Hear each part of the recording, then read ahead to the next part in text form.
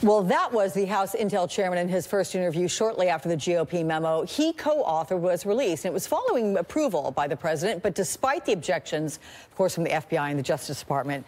Joining me here in the studio, Democratic Congressman Steve Cohen of Tennessee. He is a member of the House Judiciary and Ethics Committees. Wow, 2 weeks in a row. Good for me. Doesn't it sound like an oxymoron to say Intel chairman and Nunes?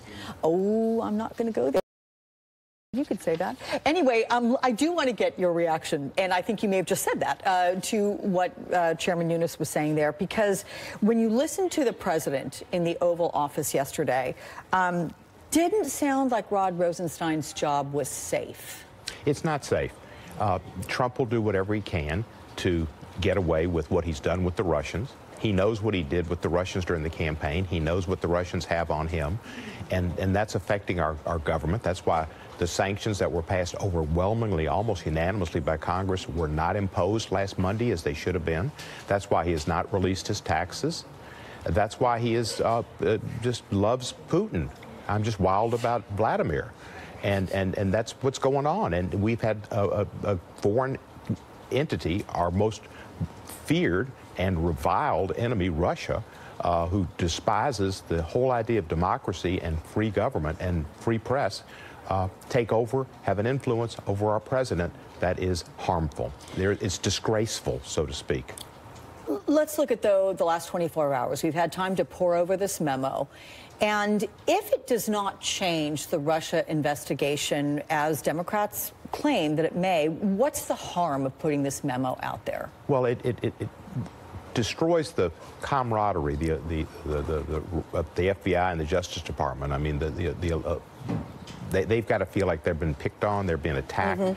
And Christopher Wray had to put out that memo to boost up morale. And Wray's a great guy, and it revealed sources and methods which never should have been released, and it sets a precedent of releasing information. But this was something that was created. This memo wasn't created to help the Intelligence Committee. It was created to be released, and it was created to be released without the Democratic memo to respond to it being released contemporaneously, because it's all a political show.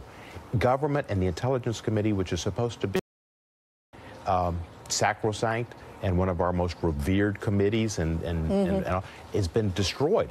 We don't think of it that way, and we won't again.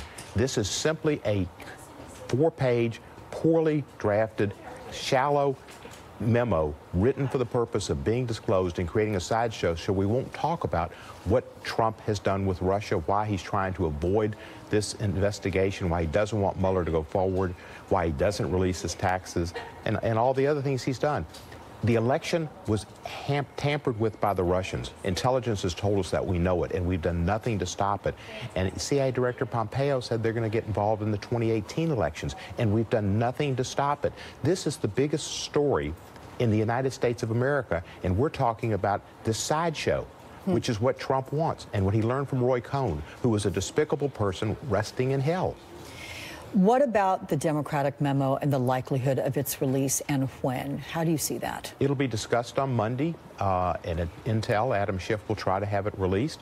If it is, it'll be great, because it'll let the full facts be out there and show all the information that the FISA judges had before them. They had plenty of information. They had knowledge there was political operatives involved.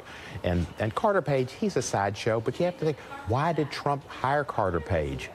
Nobody in their right mind would have hired Carter Page. But his Russian contacts and his limited ability and his questionable psychological state. But I think it should have been released contemporaneously. The fact is, neither should have been released.